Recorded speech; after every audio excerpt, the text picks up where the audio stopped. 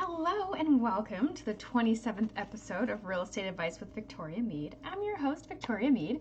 Today I'm coming at you on a Wednesday because I did change the time up. So the first Wednesday and the last Wednesday of the month I will go live instead of on Fridays. So hopefully that'll bring more people and more questions so that I can have more to answer for you. So today on this episode, I'm just going to answer some miscellaneous questions that I've taken down that I've been asked recently. So nothing too exciting, but maybe you'll learn something today that you didn't know or that you may have wanted to know. So first thing, how will I know how much money I'll need to bring to closing? So I've had that asked by a buyer.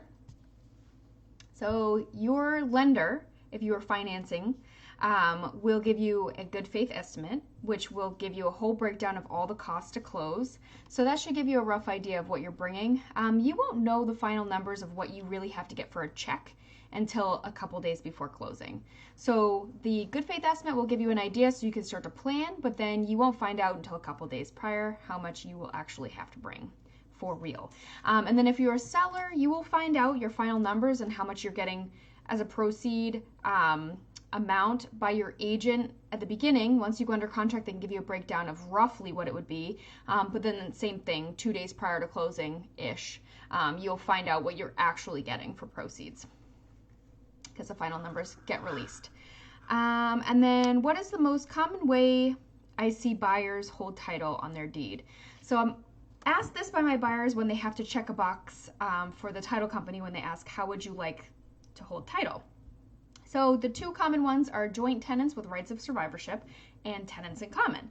So an example of tenants in common, say you are buying with a business partner, and if anything were to happen to you, you would like your spouse or your child or somebody else to have ownership of the property of your portion, then you would do tenants in common so that there's no rights of survivorship. So then obviously joint tenants with rights of survivorship, if something were to happen to you, the person still alive would have full ownership of the property. So those are the two we see most common. And then who gets to choose the closing location? So usually that happens towards the end too. Once we have the clear to close from the lender, usually the title company will reach out and say, okay, we're ready to schedule the closing. Where would you like to hold it? So a lot of times it'll either be at an agent's office or it'll be at the title company's office.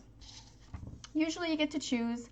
The next one is, what if the buyer or seller can't attend the closing? So there are a few options there. Say you live in Florida, but you're buying a house in New Hampshire, but you're not going to be here for the closing. The title company can mail away the closing package and you can overnight it back. You can close sooner if you're going to be in town sooner and if that's allowed. Or you could always hire somebody, say you have a cousin here, you could have them be power of attorney and sign for you. So those are some options. So don't worry if you're not going to be here for closing, there are options for you. And then what's the first step of the buying process? So the very first step when you're ready to purchase a house is you're going to get your pre-approval letter from a local lender. So feel free to reach out to me or whoever you're using for an agent and ask them who their preferred go-to lender is. The reason they have one of those is because they know for sure they're going to do a good job, they're going to actually do a thorough job, and they'll get the job done easily with the least amount of pain for you. So make sure to ask your agent who they recommend and apply through them, get your pre-approval letter. All right, so those are the questions I've been asked recently.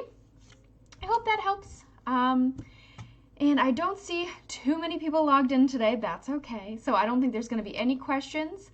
But hopefully you'll see me actually next week because next week is the first Wednesday of the month. So I will see you next Wednesday if you want to come at 7 p.m. Thanks. Bye.